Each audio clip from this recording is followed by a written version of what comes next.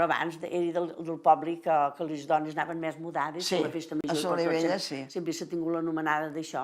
I guapis. I guapis. Gaita Talaella, veus? Què ho deien? Sí. Les dones guapis i mudades. Sí, i mudades. Començàvem a l'entrecabar, i tant. A treure les herbis. Amb les faldilles i pujaven a marinada que fèiem. Dalt. Que teníem fred, sí. I després de l'entrecabar ja venien l'espurgar, l'escavallar, el segar. I el batri. I el bati l'era. A l'era.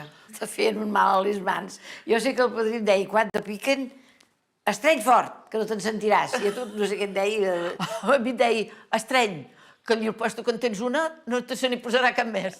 7 o 8 anys ja començava per allà. Per allí, sí. Que veus que mos feien... No era com ara. Jo me'n recordo que la mama me posava encaixó a la cuina perquè arribés a rentar els plats. Per rentar els plats. I ella també, no? Que tu també pencaves en aquesta edat. Sí, i tant, s'hi pencava. Quan la indústria va vindre, que jo tenia 14 anys, la primera fàbrica. Però a Montblanc ja s'hi anava. Tot el jovent, que tenien 14, 18, 20... Anaven tots i marxava un autocar, un cotxe de línia, al dematí, a les 6 del dematí. I passava per tota la conca, Blancafort, bueno, per tota, poblets com ara Blancafort, cap a Pira, cap a Sarral. Me faltaven 2 o 3 mesos per fer 14, és que no em van poder ni assegurar, que van tenir d'esperar per assegurar. Però, bueno, vaig començar a treballar, era més grossa la màquina que jo, perquè era petiteta, però, bueno, vull dir, mira, a la setmana es queia un jornalet.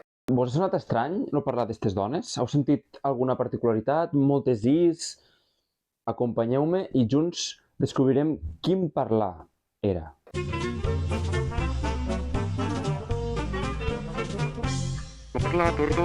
Dialectes, història de la llengua. Estan parlant un parlar que se pot considerar de transició entre el bloc occidental i el bloc oriental, concretament a les comarques de l'Alt Urgell, lo Solsonès, la Segarra, lo Priorat i especialment la Conca de Barberà. Entre els municipis que el parlaven o que el parlen destaquen Barberà de la Conca, Cornudella de Montsant, Blancafort, Serral, Rocafort de Queralt, Tuixén, Odèn i les Olugues, entre d'altres. Heu sentit-lo parlar de Solivella, el municipi que conserva més bé els trets del Xipella, ja que no cal dir que és un parlar actualment que està caient en l'oblit, per la força de l'estàndard o fins i tot per l'estigmatització, pels prejudicis, per les burles. El tret més peculiar d'este parlar de transició és que en moltes síl·labes àtones tanquen el que nosaltres faríem com una E o com una neutra en parlars orientals a una I. Lis donis, formatgi, donavi, lis vaquis... A banda, com que és un parlar de transició, depèn d'on vaigues podràs sentir sons més occidentals o sons més orientals. O fins i tot una combinació de les dues. Aquestes combinacions poden variar.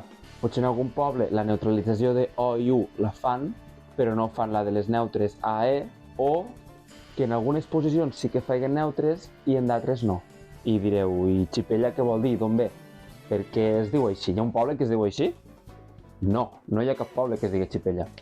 De fet, Xipella o les xipelles és una mena de calçat antic molt similar a les sandàlies, que ve del nom de la fusta, que era de xipell, una mena d'arbust mediterrani que rep diversos noms a domini català. Popularment se diu que el so de les xipelles feia xip-xip i que feia com una mena de ciroll, com en diuen ells, o soroll, i d'esta onomatopeia hauria pogut donar el nom de la parla, xipella, que fa soroll al parlar. Si bé no és un nom del tot despectiu, sí que s'emprava en aquestes zones per a dir que tenien un parlar més dialectalitzat, o un parlar més especial o diferent. Per a llevar l'estigma, recentment hi ha hagut una iniciativa pionera i bonica, per què no dir-ho, que se'n diu Posa-hi tu l'accent. La primera edició va ser l'any passat a l'Espluga de Francolí, un dels pobles on se parla xipella, o històricament s'hi parlava. Com bé ja avançat al principi, el xipella avui dia és un parlar que pràcticament està desaparegut. Només amb iniciatives com la de Posa-hi tu l'accent podrem preservar un parlar tan únic i especial. Per què es va produir aquest tancament de la E àtona cap a una I? Originàriament són parlars més aviat orientals que occidentals. que van acceptar la neutralització de totes les A i E àtones cap a la vocal neutra. Doncs bé, aquesta neutralització provoca que no puguen distingir entre una A i una E en posició àtona. Llavors, per a mantenir aquesta distinció, les A's van continuar sent neutres, però les E's, que també eren neutres, van evolucionar cap a una I. Així sí que es podia diferenciar. Si haguessin sigut primer dialectes occidentals, aquesta distinció no caldria fer-la.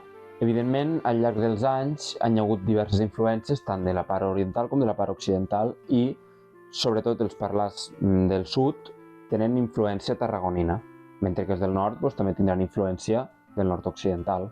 De fet, a zones en què no es parla xipella, però són força a prop, hi ha paraules que també es produeix aquest tancament de E cap a I, com espàrric, ferèstic, mànic, ànic.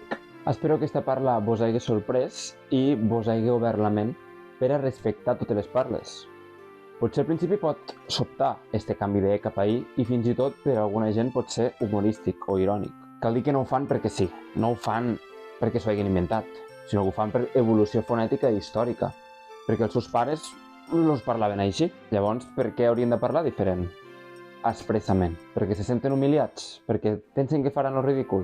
Som nosaltres que hem de respectar-los, que hem de veure que això, vale, mos pot sorprendre, però no és motiu de burla ni d'estranyesa, no és motiu de discriminació. Respectem totes les parles, respectem tots els dialectes, respectem totes les maneres de parlar. Espero que a partir d'ara respectéssim tots els parlars.